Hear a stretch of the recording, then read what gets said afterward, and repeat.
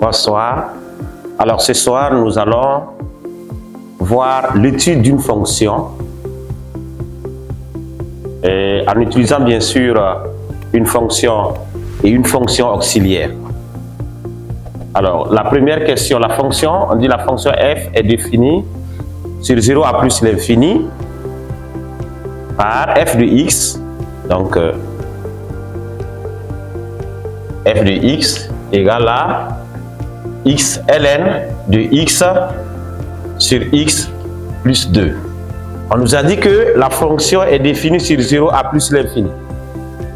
Alors, si on regarde bien la fonction, son ensemble de définitions, si on devait le chercher, ça allait faire x supérieur à 0, parce qu'il y a ln, et puis x plus 2 différent de 0. Alors, x plus 2 différent de 0, ça fera x différent de moins 2. Et moins 2 ne faisant pas partie de l'ensemble 0 à plus l'infini, ça veut dire que l'ensemble qu'on nous a donné est bien l'ensemble des définitions de cette fonction. Donc, on a déjà donné l'ensemble des définitions de la fonction dans l'énoncé. Donc, on ne fait que le prendre simplement. Donc, on n'a plus à chercher l'ensemble des définitions puisque ça a été déjà donné. Donc, on répond à la première question. On nous demande de déterminer les limites de f en 0 et en plus l'infini. Alors là, bon, il n'y a pas grand-chose. Ça fait x ln de x. Ça, c'est une limite remarquable. La limite de x ln de x en 0, ça fait bel et bien 0. Et x plus 2, il suffit de remplacer le x par 2. Le x par 0, on aura 0 plus 2, on aura 2. Donc 0 sur 2, ça fait 0. Donc la limite de f de x, quand x tend vers 0, sera 0. Ensuite, on va calculer la limite maintenant en plus l'infini. La limite de f de x, quand x tend vers plus l'infini, serait égal à la limite de x ln de x sur x plus 2 quand x tend vers plus l'infini. Alors si nous allons directement, la limite de x ln de x en plus l'infini, ça fera plus l'infini. Et la limite de x plus 2, ça fera aussi plus l'infini. Donc on aura infini sur infini, ce qui va nous donner une forme indéterminée. Alors donc on peut, facilement, ça fera limite de x sur x plus 2 multiplié par ln de x. On va utiliser bien sûr la limite du produit. En ce moment, on calcule la limite de x sur x plus 2, puis la limite de ln de x et on fait le produit. Alors que on sait bel et bien que la limite de x sur x plus 2, c'est la limite d'une fonction rationnelle. En plus l'infini, ça fait la limite du quotient de mon nombre de plus haut degré du numérateur et du dénominateur. Donc ça fait la limite de x sur x. Et x sur x, ça fera 1. Donc, la limite, calcule d'abord la limite de x sur x plus 2, quand x tend vers plus l'infini. Et ça fait la limite de x sur x, quand x tend vers plus l'infini, ça nous donne 1. Et ensuite, la limite de ln de x, quand x tend vers plus l'infini, ça nous donne plus l'infini.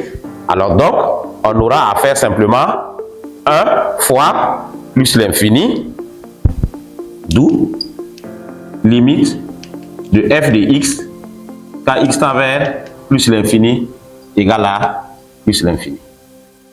Donc, la première question est terminée. Donc, on a la limite en 0 qui nous fait 0 et la limite en plus l'infini qui nous donne plus l'infini. Alors, nous allons passer à la question suivante où on nous demande de déterminer la dérivée de f. Alors, donc déterminons f' de x. Ok? Alors, avant de déterminer la dérivée d'une fonction, il faut donner son ensemble de dérivabilité. C'est une obligation. C'est comme avant de travailler avec la fonction, il faut donner son ensemble de définitions.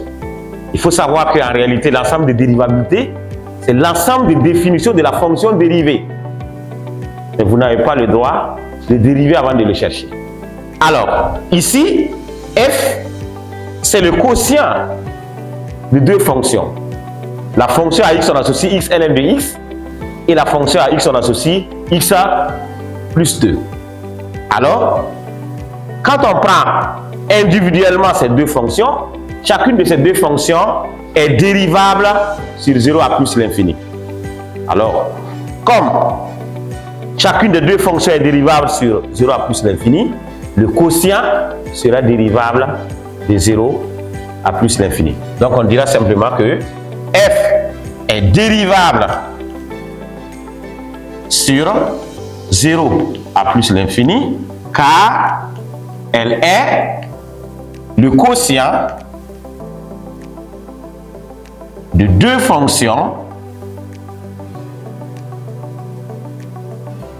toutes dérivables sur 0 à plus l'infini.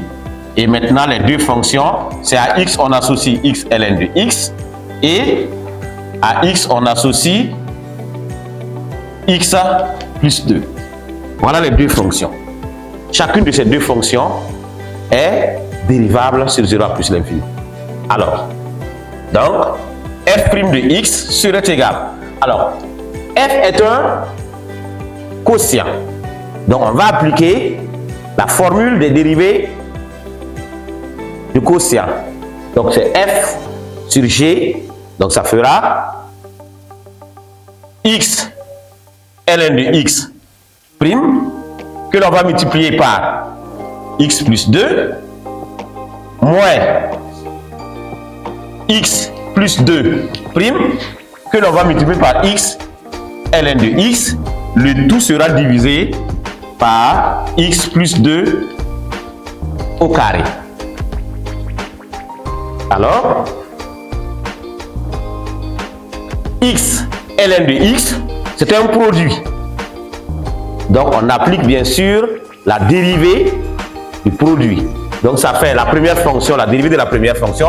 Donc, dérivée de x que l'on va multiplier par ln de x plus x multiplié par la dérivée de ln, tout ça multiplié par x plus 2 moins la dérivée de x plus 2 qui donne 1 multiplié par x ln de x, donc ça donne moins x ln de x, le tout sur x plus 2 au carré.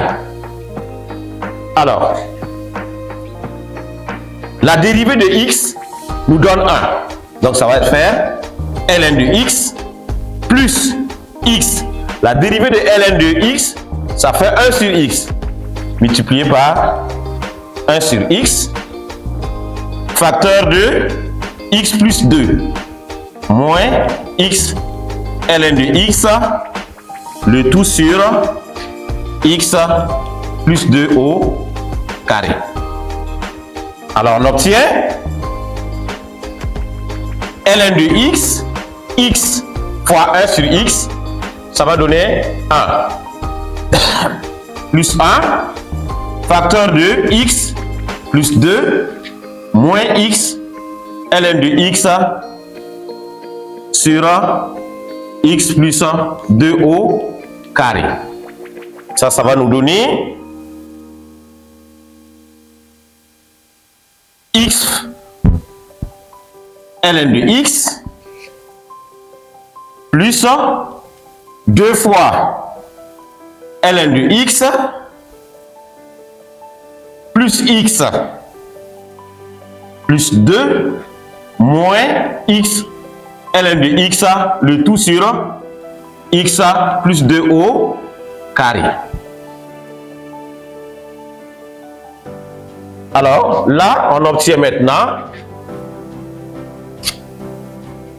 f' de x sera égal, alors, x ln de x moins x ln de x, ça fera 0. Donc, on a x plus 2 plus 2 fois ln de x sur x plus 2 au carré.